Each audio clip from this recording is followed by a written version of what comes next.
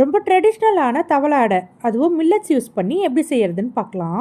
இதுக்கு நான் இன்னைக்கு 1 கப்பு குதிரைவாளி ரைஸ் எடுத்திருக்கேன். உங்களுக்கு வேணும்னா வேற ஏதாவது மில்லட் கூட யூஸ் பண்ணிக்கலாம். இது கூட 1/2 கப்பு துவரம்பருப்பு, 1/4 கப்பு கடலைப்பருப்பு, 2 ஸ்பூன் உளுந்து, 2 ஸ்பூன் சிறுபருப்பு, 1 ஸ்பூன் வெந்தயத்தை 2-3 வாட்டி நல்லா வாஷ் பண்ணிட்டு ஒரு 4 மணி நேரம் ஊற வச்சிருங்க. பருப்பு நல்லா ஊறி வந்ததும் ஒரு மிக்சி ஜார்ல 5 காஞ்ச மிளகா, 1 ஸ்பூன் சீரகம், 1/2 ஸ்பூன் சோம்பு, 1/4 ஸ்பூன் மிளகு லைட்டா பொடிச்சுக்கலாம்.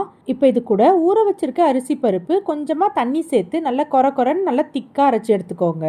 மாவு இந்த அளவுக்கு நல்லா திக்கா இருக்கணும். அடுத்து பேன்ல கொஞ்சமா எண்ணெய் சேர்த்து கடுகு உளுந்து தாளிச்சிட்டு பொடியா கட் பண்ணி வச்சிருக்க வெங்காயம், கொஞ்சமா கருவேப்பிலை, கொஞ்சம் பெருங்காயம் சேர்த்து ஒரு 2-3 நிமிஷம் நல்லா வதக்கிட்டு மாவுல சேர்த்துடலாம். இது கூட தேவையான அளவு உப்பு சேர்த்து நல்லா கலந்து விட்டுக்கோங்க.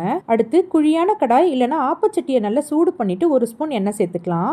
எண்ணெய் நல்லா சூடானதும் நம்ம ரெடி பண்ணி வச்சிருக்க மாவை 2 கரண்டி ஊற்றி லோ ஃப்ளேம்ல வச்சு 2 சைடும் திருப்பி விட்டு வேக வச்சு எடுத்தீங்கன்னா நல்ல கிறிஸ்பியா ஃப்ளஃபியான தவளை அடை ரெடி.